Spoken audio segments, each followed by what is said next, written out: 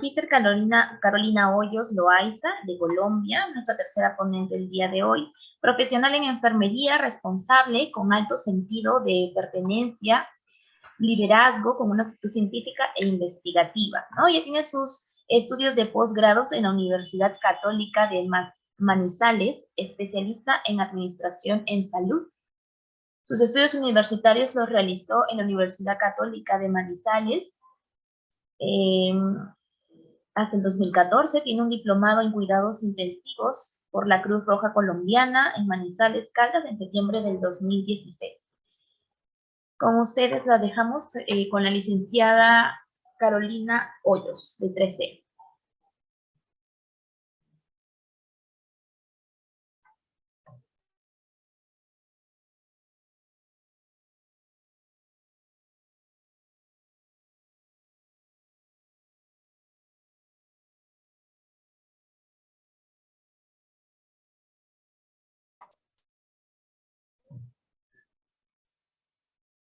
¿Ya está?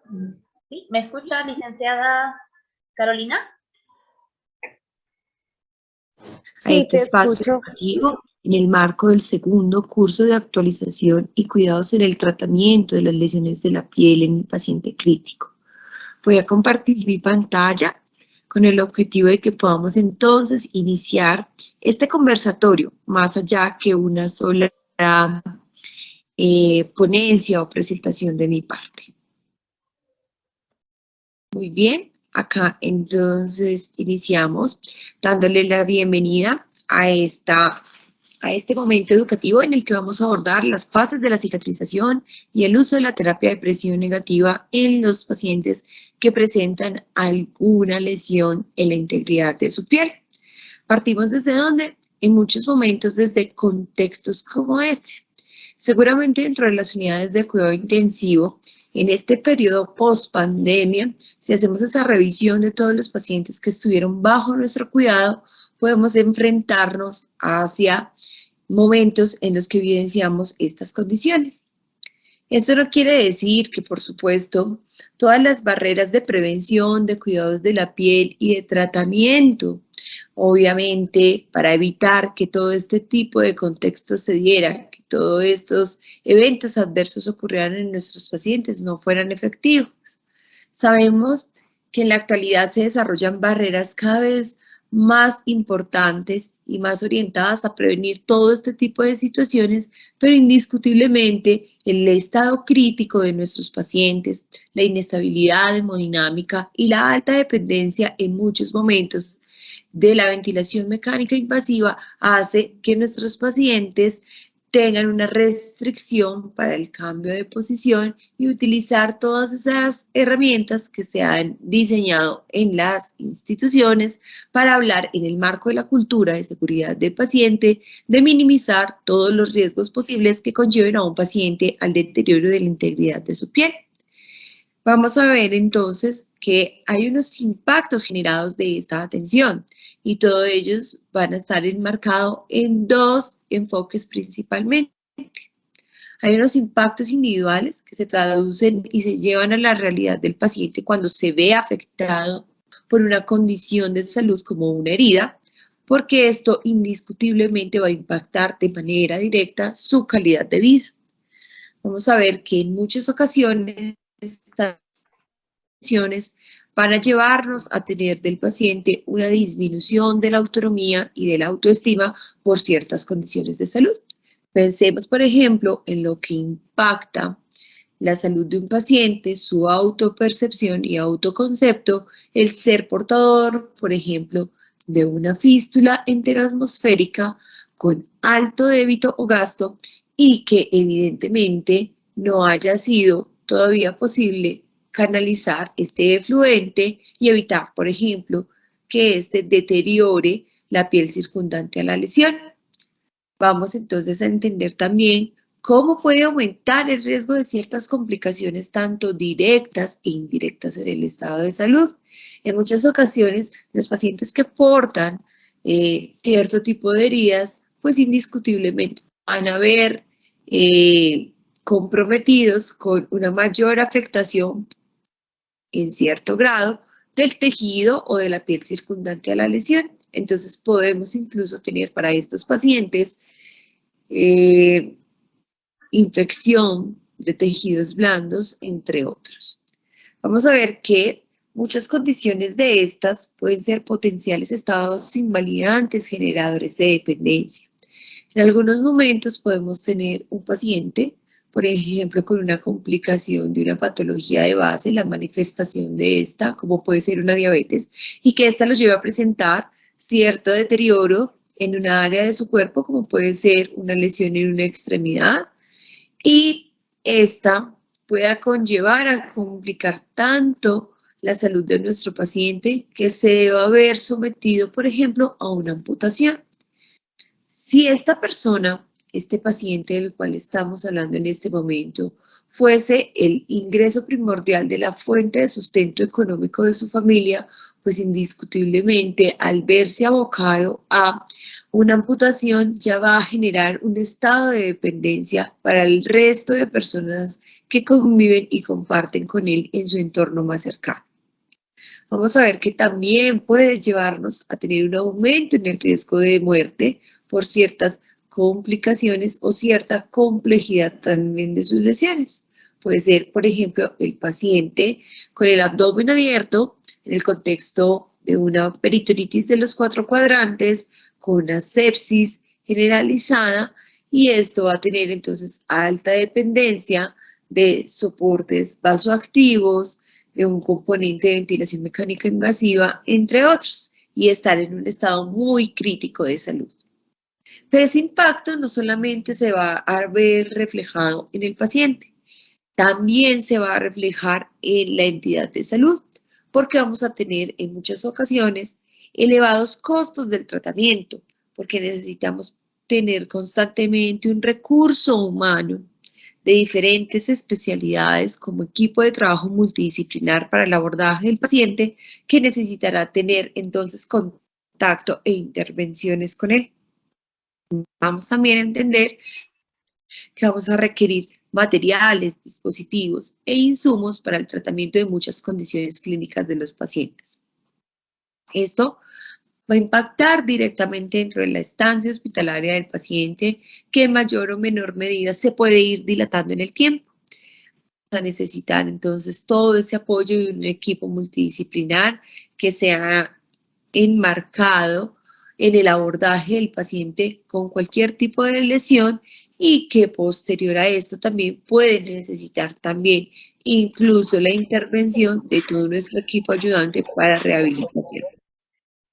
Sabemos, y para nadie es ajeno, entender que el contexto del paciente dentro de una unidad de cuidado intensivo puede hacerlo propenso a sufrir, obviamente, contaminación, colonización y presentar infecciones secundarias a el entorno propiamente de nuestras unidades. Y es allí cuando vamos a encontrar que la presencia de gérmenes multiresistentes, evidentemente necesitamos darle un tratamiento muy adecuado, no solamente dirigido por cultivo, antibiograma y selección exclusiva de los antibióticos que van a ser brindados a nivel sistémico para este paciente, sino que podemos valernos de otro tipo de herramientas y soluciones que pueden actuar como coayudantes de ese tratamiento o de esa infección. Y es allí cuando entonces vamos a tener la intervención de tecnologías que han cambiado mucho el contexto y el abordaje del paciente en la actualidad, como es la terapia de presión negativa. Vamos a ver que incluso muchos de los condiciones asociadas al estado de salud del paciente pueden tener repercusiones legales en el contexto de tratar de abordar integralmente al paciente y lograr como equipo de trabajo minimizar cualquier tipo de riesgo al que él se vea sometido, y que como secundario a este se comprometa el estado de salud de nuestro paciente.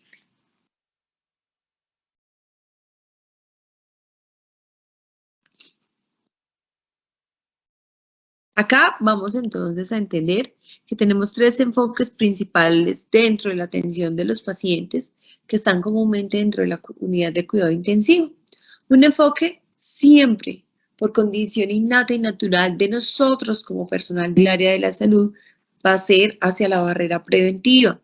Barreras que han sido diseñadas para el confort y la seguridad de nuestro paciente y que tienen como fin último evitar la ocurrencia o la progresión de lesiones de piel, de complicaciones del paciente derivadas de esta y que nos permitan también hacer el uso de la tecnología, por ejemplo, para prevenir ciertos daños y lesiones sobre la integridad de la piel de nuestro paciente. En el marco de la cultura de seguridad del paciente que viene cobrando mucha fuerza en el último siglo, es indiscutiblemente común para nosotros tener equipos de trabajo que no solamente piensen en el cuidado, la curación y el tratamiento de las heridas, sino también en programas que se vienen desarrollando para tener entonces una política de piel sana dentro del tratamiento de los pacientes que están dentro de las instituciones de salud hoy en día. Pero en muchas ocasiones este enfoque preventivo no es posible llevarlo a cabo con efectividad del 100%, por lo que hablábamos anteriormente. Inestabilidad hemodinámica de nuestros pacientes, compromiso de su estado severo de salud y por ende es que vamos a necesitar entonces recurrir ya en una segunda instancia a pensar en un enfoque curativo. Este enfoque va a estar orientado específicamente a las necesidades de nuestro paciente, a entender la diferencia de las heridas que presenta y por ende a brindarle todas las soluciones de manera más pertinente para el abordaje de su condición. Vamos a ver que todo esto va a estar enfocado en el proceso de recuperación y de restablecimiento de la integridad de su piel. Pero cómo no, vamos a entender que todos los pacientes solamente por el hecho de necesitar una atención y un cuidado de una herida no significa que necesiten la misma tecnología, el mismo abordaje y el mismo tratamiento. Por eso se deben hacer planes de seguimiento individualizados, orientados a entender el contexto clínico y de antecedentes patológicos de nuestro paciente e indiscutiblemente poder brindar entonces una mejor atención. Una atención dirigida y especializada hacia las características propias, únicas e intransferibles de nuestros pacientes. Centrémonos entonces un poco más en lo que mencionábamos iba a ser este abordaje de este momento académico. Vamos a hablar entonces un poco sobre el proceso de cicatrización. ¿Por qué hay heridas que no cicatrizan tan fácilmente y en algún momento pueden verse incluso desarrollándose en un estado crónico? Si nosotros nos referimos o revisamos la literatura que existe en la actualidad para el abordaje y el tratamiento de los pacientes con lesiones, podríamos entonces enmarcar las fases del proceso de cicatrización en estas que podemos entonces ver acá.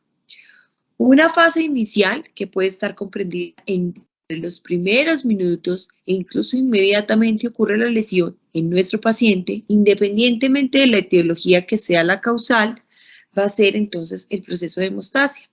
Ese proceso de hemostasia va a venir innatamente con la activación de muchas respuestas fisiológicas autonómicas de nuestro cuerpo que van a estar orientadas a activar la cascada de la coagulación y que por medio de esta activación minimicemos el riesgo de pérdida de un volumen sanguíneo considerable en nuestro paciente. Posterior a estos primeros minutos iniciales de respuesta del cuerpo, también vamos a tener una respuesta que es completamente normal y que va a estar orientada a esa segunda fase inflamatoria en la que busca el cuerpo minimizar que todos los agentes externos al paciente puedan ingresar al lecho de la lesión y efectivamente replicarse y acentuarse tanto que se convierta en un factor deleterio no solamente para la lesión, sino también para la recuperación y progresión de nuestro paciente. Entonces es allí cuando vamos a tener esa fase inflamatoria que se va a dar en todos aquellos pacientes que presenten entonces una condición de disrupción de la integridad de su piel. Esa fase inflamatoria va a venir mediada por una respuesta de los leucocitos, de los neutrófilos, pero también de un componente súper importante que se da a través de las proteasas. Las proteasas se van a activar y van a migrar efectivamente al lecho de la herida que necesitamos entonces proteger y tratar con el objetivo evidentemente, de hacer dos acciones muy indispensables. Una de estas proteasas va a estar entonces bajo el nombre de metaloproteasas, que tiene la función de degradar autonómicamente por nuestro cuerpo todo ese tejido de fibrina, de desfacelo o de necrosis que necesitamos remover porque fue un tejido que ya se perdió y se desvitalizó por completo. En una segunda instancia vamos a tener las elastasas que nos van a ayudar a minimizar y a contrarrestar la migración de todos los microorganismos que pueden estar en el área circundante a la lesión y que pueden encontrar en este momento una oportunidad para migrar a un ambiente en el cual ellas puedan estar mucho más cómodas, en el cual ellas puedan entonces tener un ambiente mucho más propicio, un microambiente que les permita hacer un ejercicio de replicación mucho más efectivo en el lecho de la herida. Entonces es allí cuando esas proteasas impiden ese desarrollo, esa evolución y esa replicación bacteriana. Si estamos hablando del paciente en un contexto normal, sin pensar, por ejemplo, en las comorbilidades, en todos estos agentes patológicos que pueden causar un deterioro en el proceso de la cicatrización, pasaríamos de esa fase inflamatoria inmediatamente entonces a la fase de contaminación bacteriana si es que esta herida permanece mucho tiempo abierta. Pero cuando esto no ocurre y se desarrolla completamente normal el estadio o la fase de cicatrización, vamos entonces a migrar sin pasar por esta fase de contaminación a la fase de angiogénesis. Esta fase nos va a permitir entonces hacer el desarrollo de nuevos vasos sanguíneos para irrigar, aportar oxígeno, nutrientes y demás a toda la fase de granulación, de mitosis y replicación celular que se va a dar gracias a la llegada en aumento de los fibroblastos, al desarrollo muy adecuado de la matriz extracelular y finalmente entonces a que se dé esa replicación celular de una manera tan adecuada que nos permita ir observando con el paso del tiempo las curaciones y las intervenciones que estamos haciendo, la estimulación de ese proceso nuevo de granulación. Una vez hemos logrado una granulación suficiente y el aporte de nuevos vasos sanguíneos de nutrientes y oxígenos a todo el lecho de la herida que estamos trabajando, seguramente vamos a poder, inclusive entre 21 a 30 días que nos describe la literatura, a una fase de epitelización. Esta fase de epitelización va a venir enmarcada ¿por qué? Por lograr que todos esos bordes que teníamos muy bien protegidos, cuidados, evitando la maceración derivada del exudado de las heridas o evitando el deterioro que se da en esa piel circundante, por ejemplo, por la fijación de cualquier tipo de dispositivo adhesivo que nosotros utilicemos para la fijación de la tecnología que hayamos seleccionado como herramienta de trabajo para este paciente, entonces vamos a lograr tener una piel indemne. Y sabemos que en el mundo de las heridas ese es un pilar fundamental para todos aquellos que estamos en contacto directo con estos pacientes. Se da entonces ese proceso de epitelización. Vamos entonces a ir viendo cómo se van formando nuevas islas de tejido que nos van a permitir cubrir el defecto, haciendo entonces que ese estrato córneo, esa piel que necesitamos migre de los bordes hacia el centro se dé de una manera muy efectiva.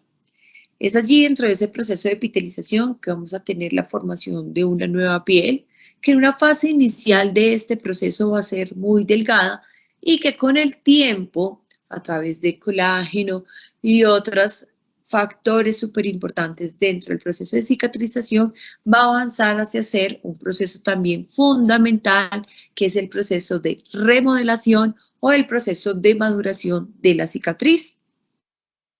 Si todos recordamos en algún momento cómo ha sido el proceso y la evolución de alguna lesión que hayamos presentado en un momento de nuestra vida, cuando éramos pequeños y demás, vamos a recordar que indiscutiblemente pasamos por estas fases que hemos descrito en este momento.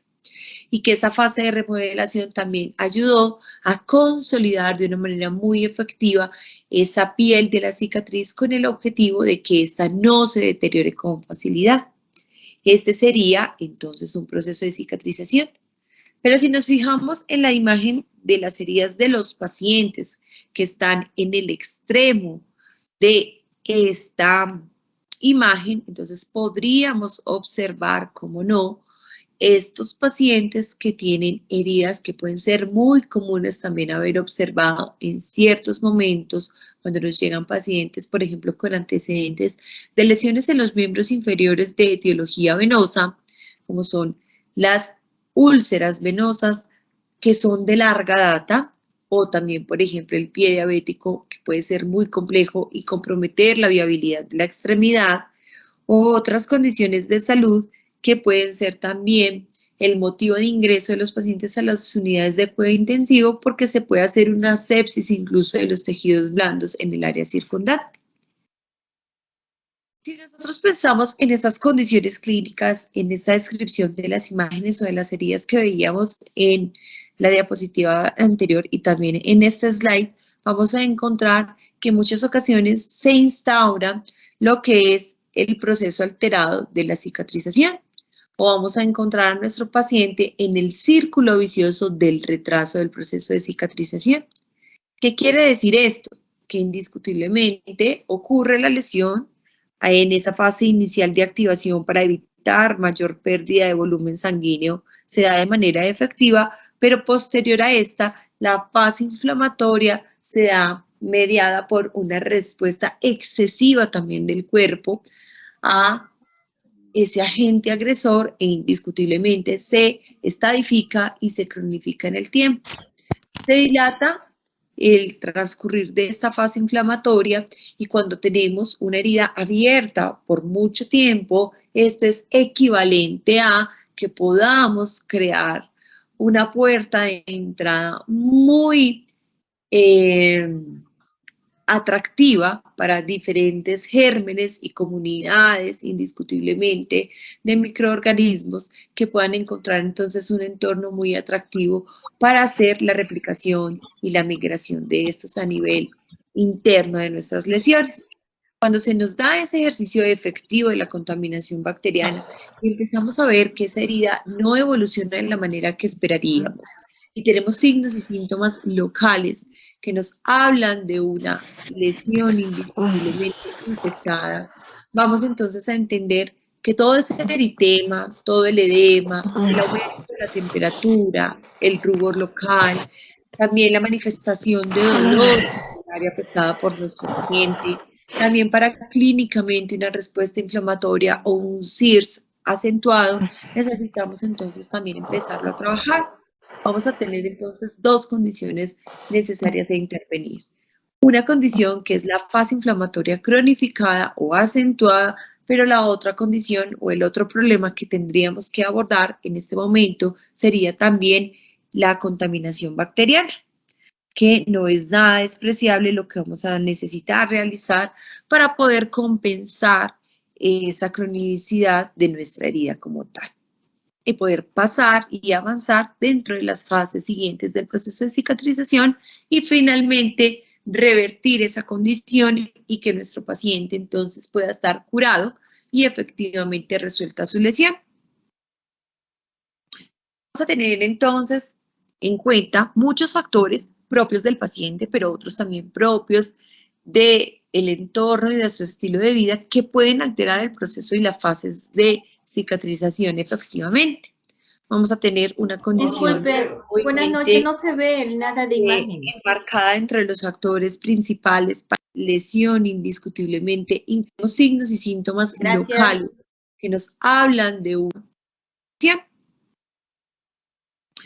Vamos a tener entonces en cuenta muchos factores propios del paciente, pero otros también propios del entorno y de su estilo de vida que pueden alterar el proceso y las fases de cicatrización efectivamente.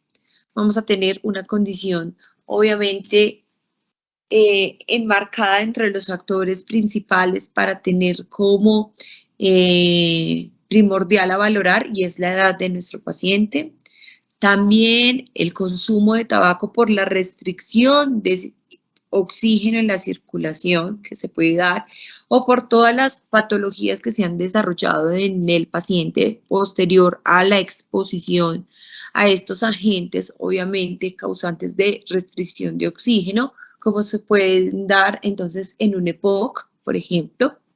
Vamos a tener también que entonces el ambiente de la herida puede estar enmarcado dentro de la fase de cronicidad porque el paciente sienta mucho estrés en el momento de tener una lesión, el deterioro también de la autopercepción y el autoconcepto que se generan a través de este, que su sistema inmunológico esté directamente afectado o incluso que en algunos momentos muchos de los medicamentos que consumen habitualmente nuestros pacientes para otras condiciones de salud preexistentes puedan ser también deteriorantes dentro de esa fase de cicatrización. El estado nutricional es pilar fundamental y todos quisiéramos tener unas albúminas de nuestros pacientes dentro de los rangos de normalidad para poder hacer el trabajo del proceso de cicatrización, sea con tecnología avanzada de apósitos o sea con tecnología activa como es la terapia de presión negativa.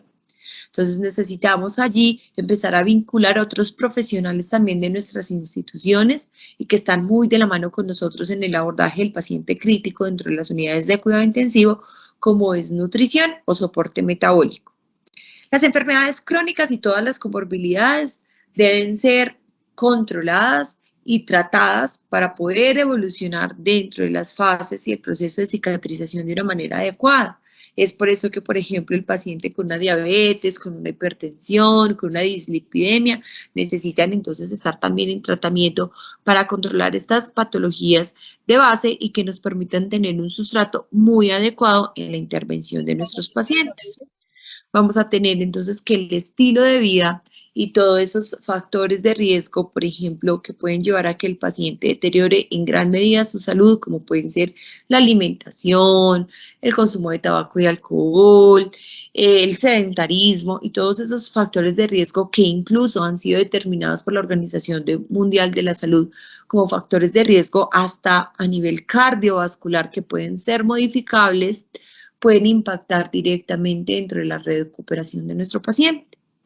El ejercicio va a jugar un papel también fundamental porque a nosotros lo que nos interesa también no es que ese paciente permanezca encamado por una condición de salud, sino que una vez esté muy estable ese estado crítico que tenía y que lo llevó a ser parte de los pacientes que tenemos en el entorno de la unidad de cuidado intensivo, podamos entonces también hacer un ejercicio muy encaminado hacia restablecer la condición de vida preexistente de nuestro paciente, entendiendo esta como una autonomía, como un paciente que evidentemente entonces podía ser activo, realizar ejercicio, deambular y tener entonces el desarrollo de su vida dentro de su entorno más habitual.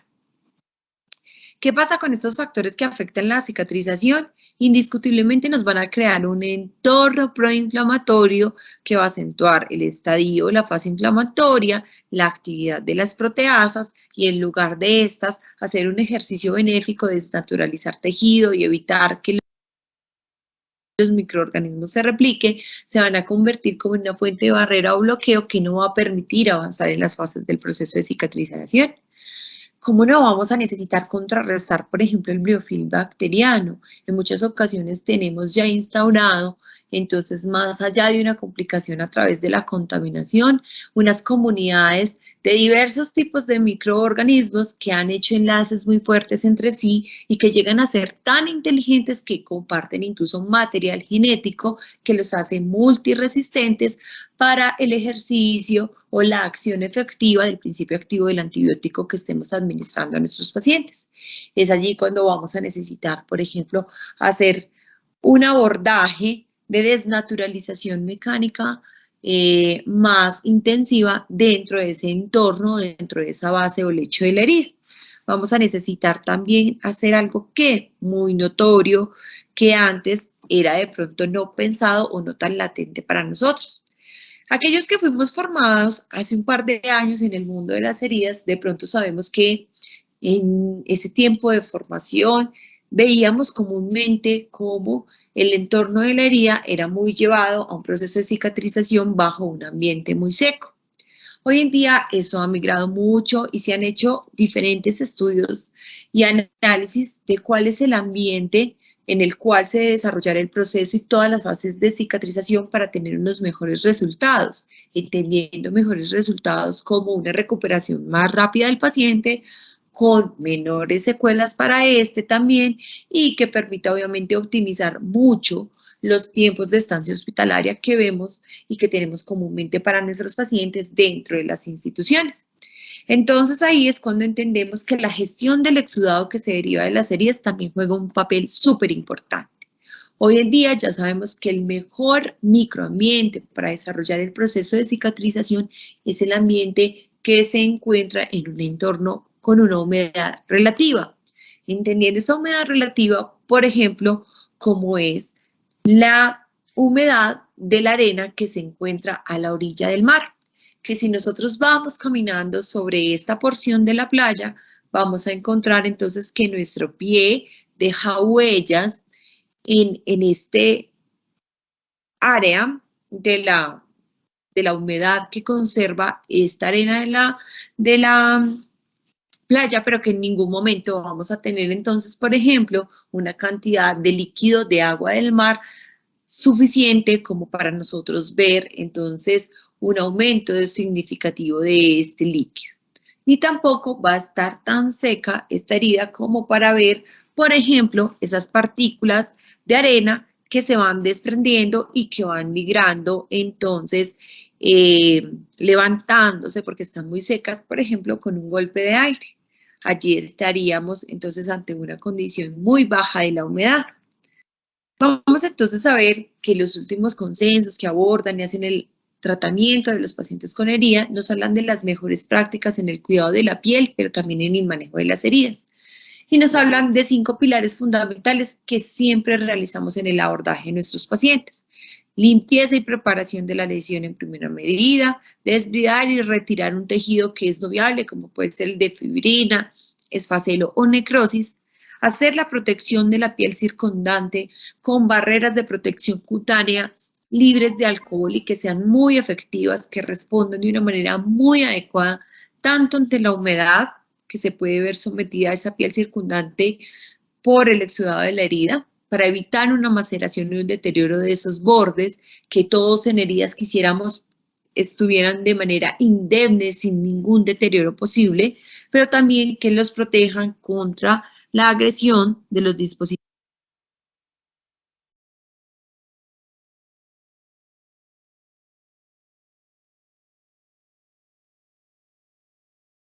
que vamos a llevar para el tratamiento tópico de las lesiones, y en ese momento vamos a necesitar, por ejemplo, proteger el lecho de la herida, pero también estimular la fase del proceso de granulación.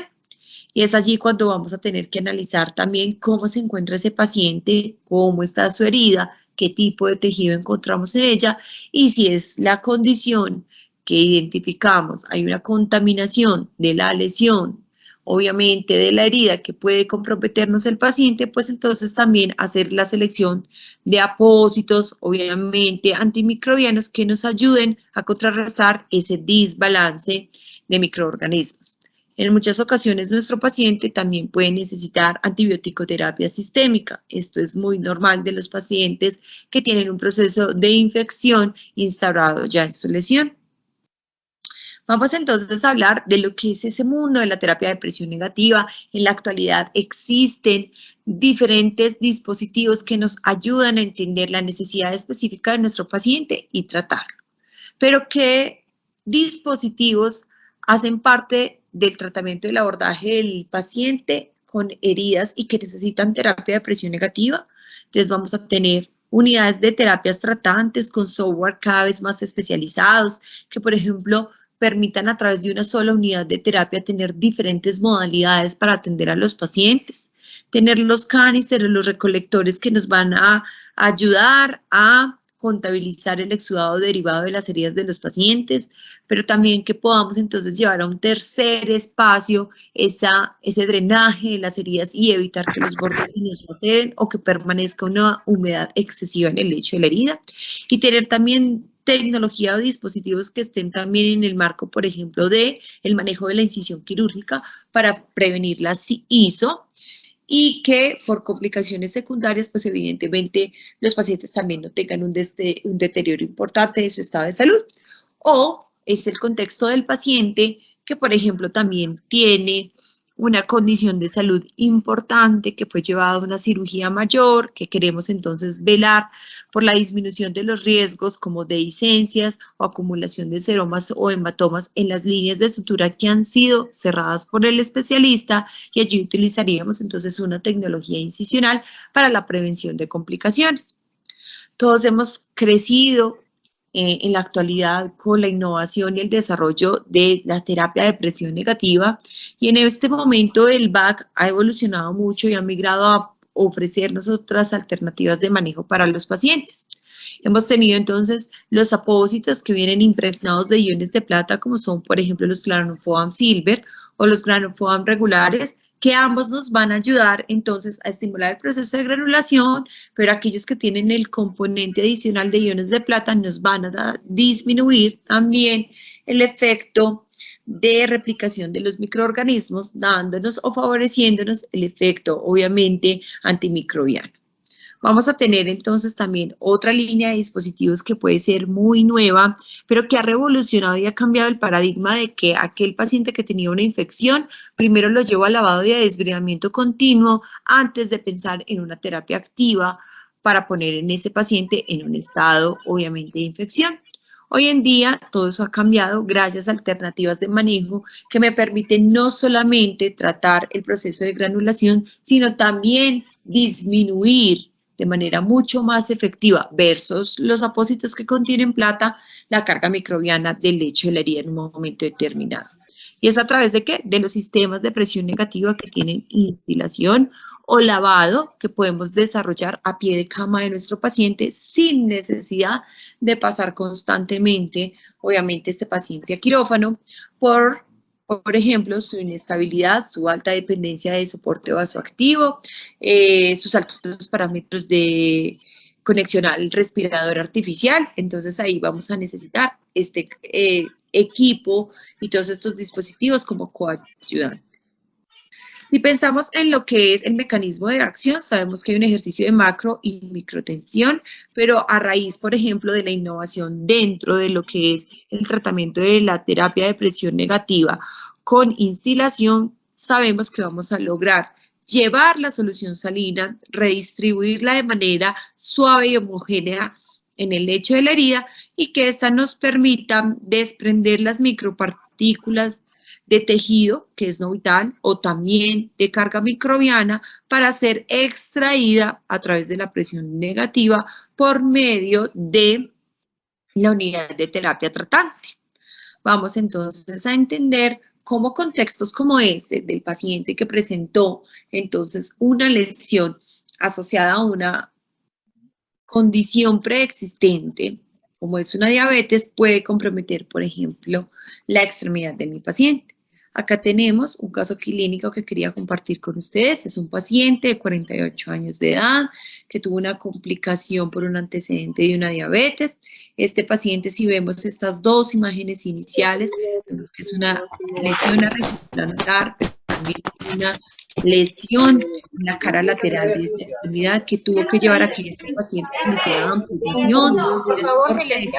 Y vamos a ver entonces que pensar en la evolución rápida y obviamente teniendo mejores beneficios para el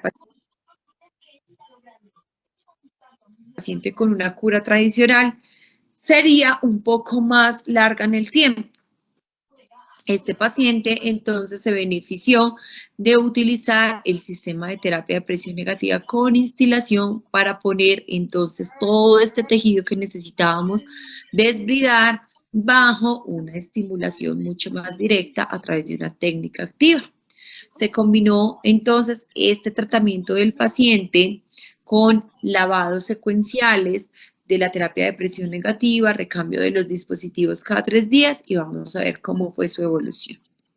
Este paciente entonces tuvo 3 terapias o 3 recambios de los dispositivos de terapia de instilación en el lavado, VAC Veraflow, y nos permitió remover todo ese tejido que era no vital, pero algo también súper importante, bajar la carga microbiana que se tenía en el lecho de la herida e indiscutiblemente acelerar el proceso de granulación, porque este tipo de tecnología nos permite aumentar ese porcentaje de granulación en un 43% de veces más rápido, que pudiéramos llevar ese paciente en 12 días a un estadio muy adecuado del proceso de granulación, que finalmente se pasara del proceso de instilación o lavado a terapia VAC tradicional y que finalmente cuando ya se coloca el injerto el paciente se pueda ir a su casa y venir posteriormente a la consulta de nosotros dentro de el hospital que estaba siendo tratado con esta adopción del injerto finalmente y que pudiéramos obviamente salvar esa extremidad de nuestro paciente. Miremos, por ejemplo, este caso clínico. Es un paciente de 70 años, masculino y soltero, que tuvo un antecedente de estar en las unidades de cuidado intensivo por un COVID. Requirió, obviamente, manejo dentro de la unidad para compensar el estado crítico en el que se vio el paciente y presentó posterior a este periodo de COVID y tratamiento en las unidades de cuidado intensivo una necrosis muy marcada. Se descartó compromiso de estos sortejos por vasopresores, también se descartó una enfermedad arterial y sin duda alguna no tenía tampoco un antecedente como podría ser, por ejemplo, una diabetes. Para este paciente no hay otra solución diferente a la necesidad de realizar una amputación de estos sortejos, como podemos ver en esta primera imagen, pero entendiendo la complicación que ya había presentado este paciente de base, pues se hace el cierre primario de la incisión quirúrgica inmediatamente después de la amputación y se protege la incisión quirúrgica con el dispositivo incisional de terapia de presión negativa a llevar sobre el paciente por 7 días con un único uso y que podamos entonces a los 7 días retirar el dispositivo y observar obviamente la incisión quirúrgica completamente cerrada y sin ningún tipo de complicación sobre esta. Recordemos que esta terapia de presión negativa se coloca un solo dispositivo, se lleva el ejercicio de la terapia de presión negativa por 7 días y a los 7 días el paciente ya está con la fase del proceso de cicatrización muy instaurada, muy observada por nosotros y vamos entonces a lograr también que por ejemplo, el paciente pueda egresar mucho más rápido de la institución. Tenemos otro contexto clínico, es este, el del paciente que es de 85 años, masculino, que sufrió una lesión por presión derivada de un encamamiento prolongado porque este paciente estaba muy inestable hemodinámicamente con alto soporte vasoactivo y ventilatorio en el momento o en el contexto de un COVID. Vamos entonces a encontrar que evidentemente el paciente no se podía cambiar de posición por su inestabilidad y una vez se puede entonces ya hacer valoración, obviamente del paciente y demás, encontramos una lesión como esta. En el día 0, en la presentación de la herida, vamos a ver entonces que esta es una lesión por presión en la cual hay compromiso no solamente de tejido celular subcutáneo, sino también muscular, pero también exposición ósea y por ende va a necesitar entonces un desprendimiento y una esclerectomía en áreas de cirugía para tener entonces una remoción de este tejido no vital de una manera importante en una fase inicial, pero también de limitación de los bordes.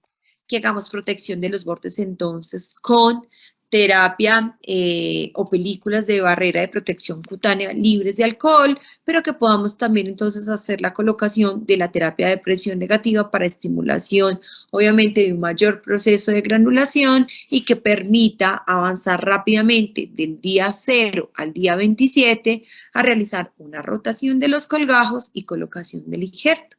Y que posterior a este periodo de tiempo pues podamos revitalizar un lecho de la herida y podamos cerrar también ese defecto que el paciente tenía de manera inicial. Vamos a ver por último el contexto también de un caso clínico en el que el paciente sufrió diferentes traumatismos por un accidente laboral. Una de las heridas que presentaba este paciente es esta que les traemos a continuación, y fue la que el paciente presentó por trauma o aplastamiento en un dedo de un miembro superior y tuvo entonces que hacerse remoción de todo el tejido que había perdido y finalmente encontramos entonces exposición ósea y gran compromiso de la estructura muscular de este dedo. Vamos a ver que este paciente entonces necesita estimular el proceso de granulación y es allí cuando entonces este paciente lo vamos a manejar bajo el proceso de estimulación directamente con la terapia de presión negativa. Se toman radiografías, el paciente tiene material de osteosíntesis a necesidad, se hace la colocación del sistema de la terapia de presión negativa. En esta tercera imagen podemos observar cómo incluso el proceso de granulación es tan efectivo y tan indispensable para este paciente que vamos a lograr que todo ese tejido de granulación migre incluso sobre el material de osteosíntesis que ha necesitado este paciente previamente.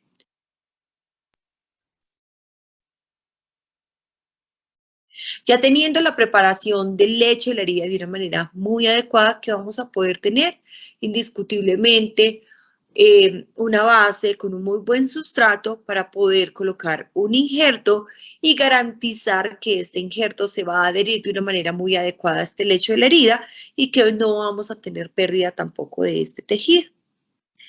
Acá les dejo algunas de las referencias bibliográficas que tenemos para compartir hoy con ustedes.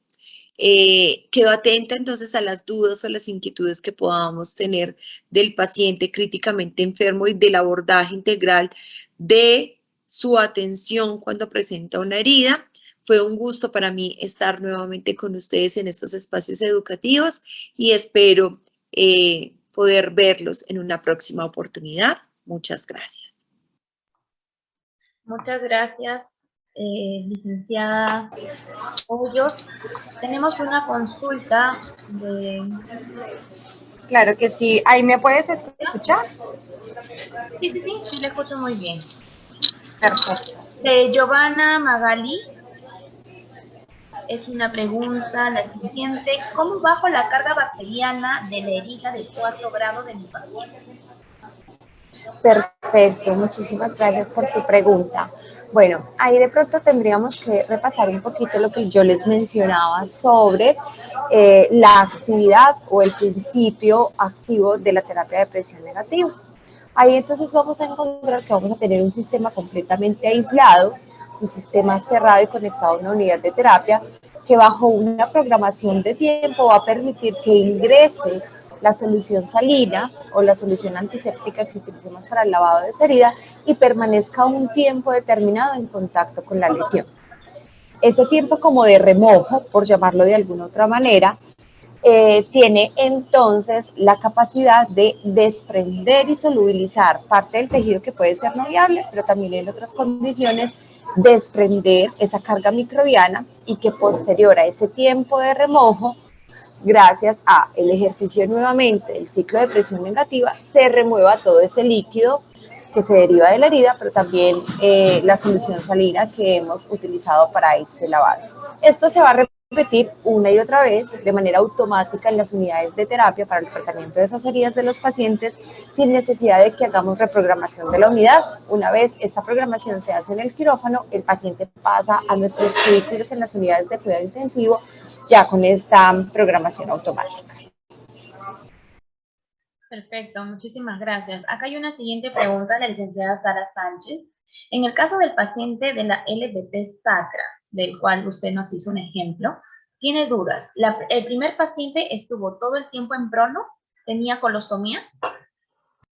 El paciente de la lesión sacra, él estuvo de cúbito supino durante un periodo aproximado más o menos de 6 días. Obviamente tenía una enlazaca generalizada por la reanimación hídrica también que tuvo que realizarse dentro de la unidad de cuidado intensivo y este paciente se le realizó una colostomía también como para el tratamiento de la lesión, pues porque tenía un área de compromiso bastante importante. Ahora bien, no siempre todos los pacientes que presentan estas lesiones sacras necesitan que se realice una colostomía como tratamiento dual para este tipo de condiciones. Digamos que a través del tiempo, con todo el sistema de la terapia de presión negativa, hemos diseñado diferentes estrategias y como técnicas de colocación de la tecnología para que esta no se desprenda, pese a que llevaba obviamente instilación y lavado, con un aporte importante y un volumen de solución salina, y pese a que esté tan cerca a un área tan sensible como puede ser obviamente el ano de nuestro paciente. Entonces allí debemos evaluar como la condición del paciente, la proximidad de la lesión con, por ejemplo, en este caso el esfínter anal, para entonces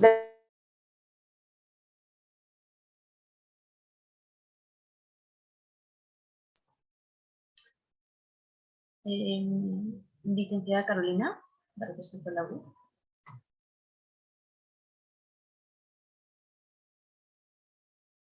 Se ha ido la señal, estoy tratando de contactarme con ella, a ver, para ver qué me dicen, está complicada ahorita creo.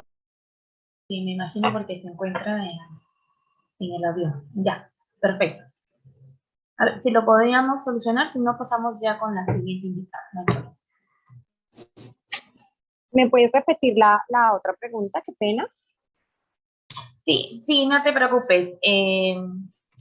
Había hecho la pregunta del caso de la paciente si tenía pues la lesión o si había estado todo el tiempo en prono, ¿no? Y justamente me estabas comentando si tenía colostomía. Y dices que además el mismo paciente tenía BAC en el trocánter izquierdo. ¿No generó la LPP en el trocánter derecho? Este paciente generó lesión en el trocánter izquierdo y a nivel sacro, no generó lesión en el trocánter derecho. Ahí de pronto fue como efectiva algunas espumas de protección que se le pusieron, siempre se utilizó también película de protección cutánea con Javilon, pero la lesión principalmente fue en estas dos áreas. Ok, perfecto, muy amable, gracias por tu respuesta. Tenemos otra pregunta de... perdóname un ratito. Oh, no puedo subir. El lavado de las lesiones por presión de cuarto grado, ¿es recomendable el lavado con clorhexidina y solución salina? Nos comenta Giovanna Carden. Allí nosotros utilizamos solución salina única y exclusivamente. Digamos que ese fue el tratamiento del abordaje que se determinó con el grupo de especialistas cirujanos para pues, este paciente.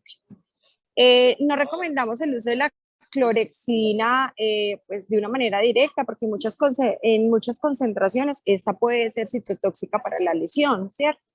Y puede causarnos antes un deterioro en esas células que nosotros estamos intentando rehabilitar. Y también estamos intentando llevar un proceso de mitosis y regeneración, tanto del proceso de angiogénesis como de la migración celular.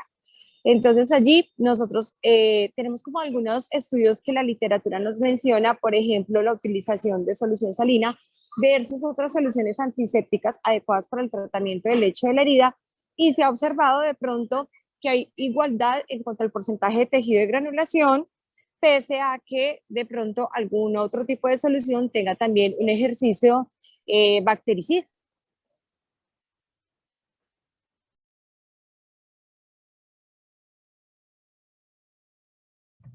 La licenciada Olga Castillo de la Cruz pregunta, en este tipo de heridas, la presión del sistema, ¿hasta cuánto debe llegar? Nosotros en este paciente específicamente manejamos una presión negativa de menos 125 milímetros de mercurio. Digamos que los estudios también que se han desarrollado en pacientes con diferentes volúmenes de presión nos han demostrado que la presión de menos 125 es aquella que estresa de una manera más regular la célula y por ende vamos a tener entonces una mejor replicación y también crecimiento de los nuevos vasos sanguíneos. En este caso fue 125 milímetros de mercurio de presión siempre sobre el lecho de esta herida. Perfecto, muy amable, gracias. Nuestra compañera Sara Sánchez nos comenta si es compatible usar el VAC y cámara hiperbárica en paralelo. Los equipos tienen presión hasta 230 milímetros de mercurio. ¿En qué caso se usa?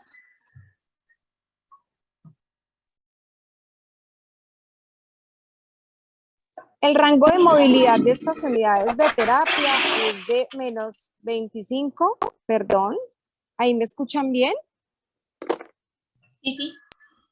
Perfecto. Entonces, el rango de movilidad de estas unidades de terapia va a ir desde menos 25 milímetros de mercurio hasta un rango máximo o superior de menos 200.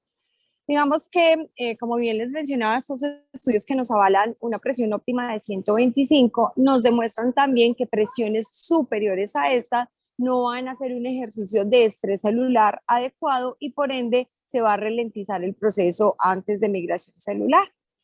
Por otro lado, entonces siempre determinamos o estudiamos obviamente la presión a la cual va a ser sometida el tejido y también lo combinamos con la modalidad que vamos a utilizar. Es decir, si vamos a llevar esta presión negativa al lecho de la herida de manera continua o en algunos momentos esto va a tener una presión ondulante o ciclos de subida y de bajada de la presión, sobre todo cuando queremos optimizar mucho más el proceso de granulación. En una fase inicial manejamos la terapia de presión negativa en modo continuo para estresar el tejido de manera homogénea y posterior a las primeras 48 horas de tratamiento con el sistema, lo vamos a combinar con tecnología intermitente para optimizar mucho más el proceso de cicatrización. Después de 48 horas, generalmente las células ya se han acostumbrado a ese estrés mecánico propio de la tecnología y por ende se ralentiza el proceso de cicatrización. Es ahí cuando determinamos entonces pasar a un modo intermitente. Perfecto. Muchísimas gracias por resolver las dudas de parte de los participantes y por la ponencia del día de hoy. Sí, vamos a continuar con nuestro curso Muchísimas gracias. Muchísimas gracias a ti, licenciada Carolina. Nuestra siguiente invitada es la licenciada Laura Cristina Basantes Díaz. Ella es de Ecuador. Es una enfermera licenciada en la Pontificia Universidad Católica de Ecuador, experta universitaria en cuidados y curas de heridas crónicas del Programa de Cuidados y Curas de Heridas Crónicas de la Universidad de Cantabria, experta universitaria en pie diabético, programa en pie diabético en la Universidad de Barcelona, enfermero máster en seguridad al paciente de la Euroinnova Business School, enfermera de entrenamiento y especialista en cuidado avanzado de heridas, ostomías, incontinencias y